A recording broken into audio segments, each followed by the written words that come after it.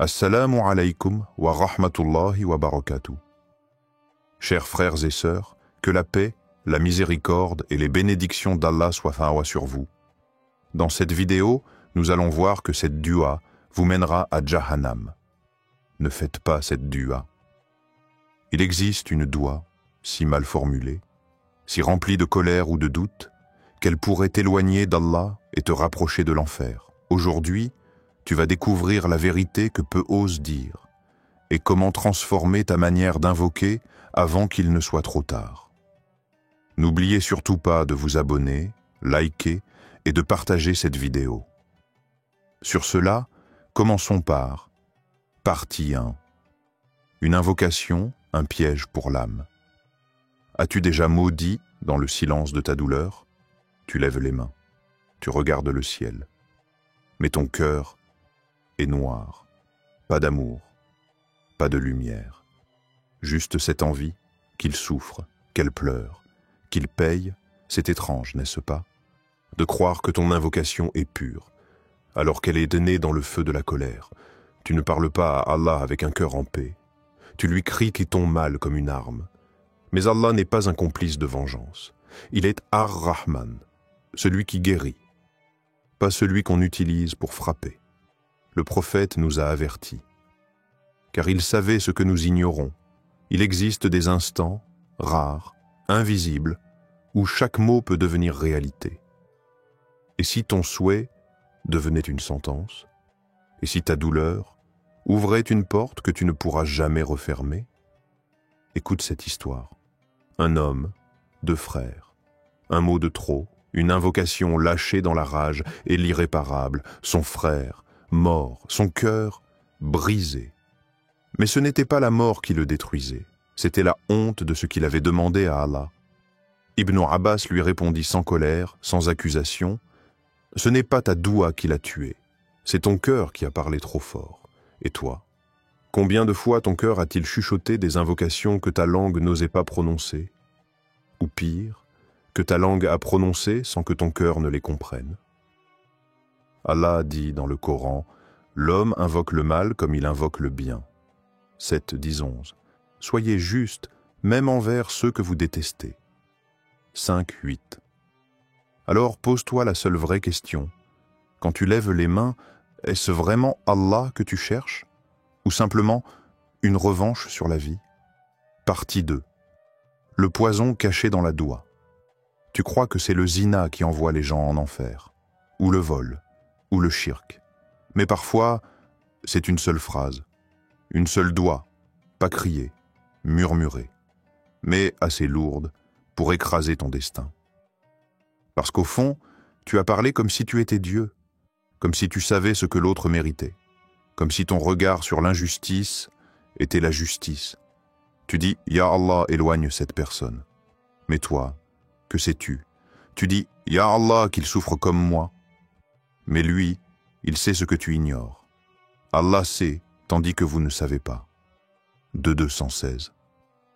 Tu le supplies, mais avec une langue trempée dans le poison, un poison que tu offres et que tu bois. Tu crois que tu as prié, mais en réalité, tu as prononcé une condamnation. Souviens-toi du Père. Il a dit à son propre fils qu'Allah ne te fasse jamais réussir. Et Allah a écouté. Le fils a sombré. Échecs, larmes, murs invisibles. Pas à cause d'une mauvaise vie, mais à cause d'une mauvaise doua. Et le Père a pleuré des années plus tard. J'ai tué sa lumière avec mes mots, pas ses actions, ses mots. Et toi, tu as peut-être aussi tué des choses dans ta propre vie, pas avec des armes, avec une doua faite dans l'orgueil ou la colère. Tu vis mal, tu dors mal, tu te sens loin d'Allah. Et si tu n'étais pas la victime?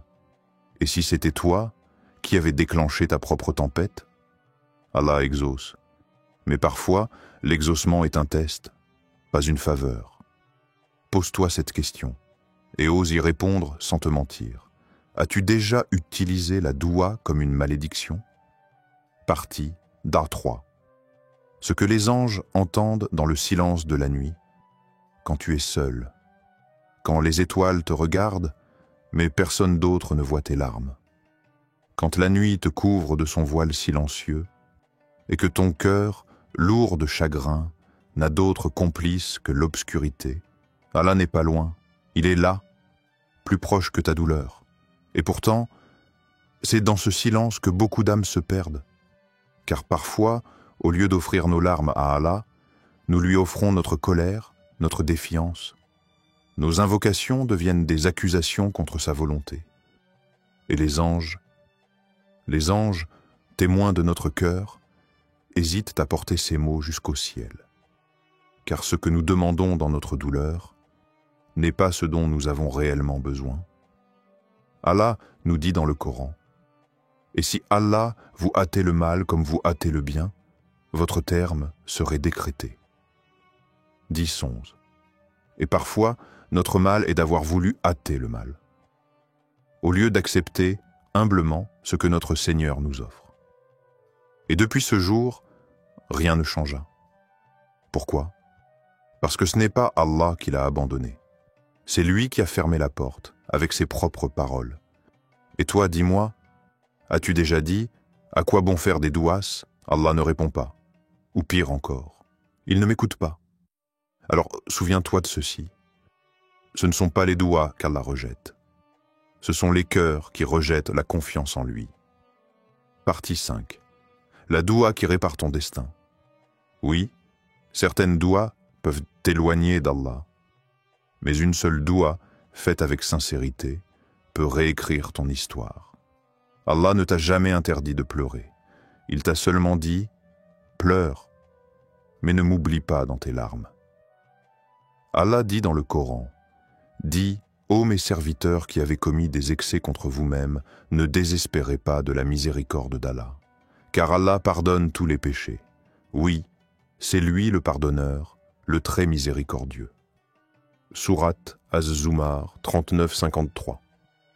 Histoire d'un homme au bord du suicide, sauvé par une seule doua. Cet homme, à l'extrémité du désespoir, se tenait sur un pont.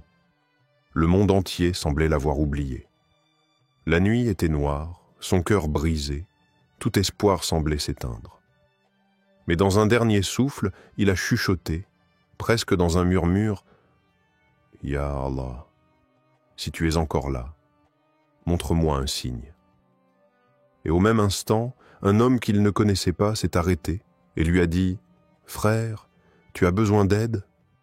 À cet instant, il tomba à genoux, pas à cause de l'homme, mais parce qu'Allah avait répondu à cette simple doua. Une prière murmurée dans l'obscurité de son cœur, même sans wudu, même sans force, même sans espoir. Réflexion douce, peut-être que la bonne doua n'est pas « Ya Allah, change ma vie », mais plutôt « Ya Allah, change mon cœur ». Car un cœur réparé voit la lumière même dans les ténèbres. La dernière doua que tu dois apprendre aujourd'hui, Ya Allah, ne fais jamais de moi quelqu'un qui t'invoque avec colère. Ne laisse jamais mon cœur parler contre toi. Apprends-moi la patience, même quand mes yeux pleurent. Car si je te perds, Ya Rab, j'ai tout perdu. Chaque doua est un miroir de ton cœur. Si ton cœur est humble, Allah y répond avec amour. Mais si ton cœur, lui, tourne le dos, même ta langue ne pourra te sauver. Réapprends à parler à ton Seigneur. Car une seule bonne doua peut changer ton destin éternel.